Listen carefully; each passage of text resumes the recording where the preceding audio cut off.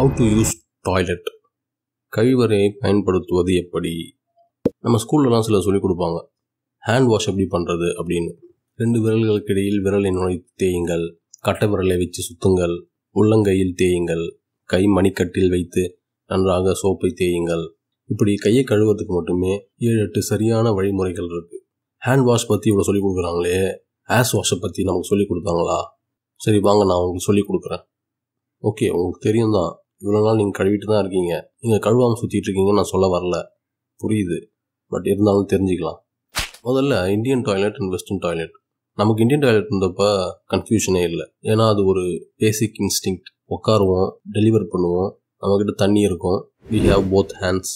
உங்களுக்கு எந்த கை விருப்பமோ அந்த கையை பத்திரமா எடுத்து பாக்கெட்டில் வச்சுக்கிட்டு விருப்பம் இல்லாத கையை வச்சு கழுவிக்கலாம்.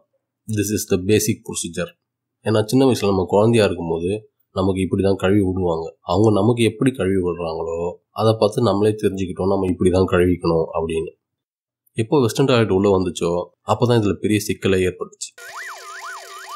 முதல்ல வெஸ்டர்ன் டாய்லெட் டிஷ்யூ பேப்பரோட தான் பிறந்துச்சு. Western toilet come with tissue paper. ஆனால் நம்ம மக்களுக்கு டிஷ்யூ பேப்பர் யூஸ் பண்ணுறதுல விருப்பமே கிடையாது.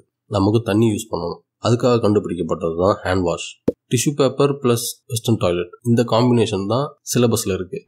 பட் சிலபஸ்லேயே இல்லாத ஹேண்ட் வாஷையும் வெஸ்டர்ன் டாய்லெட்டையும் மேட்ச் பண்ணும்போது இதுக்கான ப்ரொசீஜரை நம்ம வெள்ளைக்காரங்கிட்ட போய் கேட்க முடியாது. இந்தியர்களான நம்மளே தான் இதுக்கான ப்ரொசீஜரை உருவாக்கணும். ஆனால் அப்படி ஒரு ப்ரொசீஜரையும் நம்ம உருவாக்கவே இல்லை.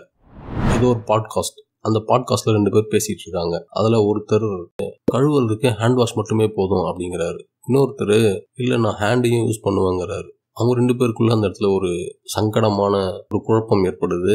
அதனோட கமெண்ட் செக்ஷனில் போய் பார்த்தேன். வெறும் ஹேண்ட் வாஷ் மட்டும் யூஸ் பண்ணுறவங்க இங்கே லைக் பண்ணுங்கள், ஹேண்ட் வாஷையும் ஹேண்டையும் யூஸ் பண்ணுறவங்க இங்கே லைக் பண்ணுங்கன்னு இந்தியா முழுக்க பிரதமருக்கு ஓட்டு போடுற மாதிரி அந்த 2 ஆப்ஷனுக்கும் ஓட்டு போட்டுட்டு இருந்தாங்க. பட் எதுதான் கரெக்டான ப்ரொசீஜர்?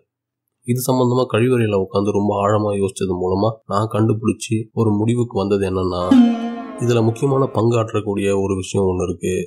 நம்ம ஹேண்ட் வாஷோட ப்ரெஷர், அதுலேருந்து பீச்சு அடிக்கக்கூடிய அந்த தண்ணியோட ப்ரெஷர் லெவல் அதிகமாக இருந்துச்சுன்னா நீங்கள் கையை யூஸ் பண்ணவே தேவையில்லை.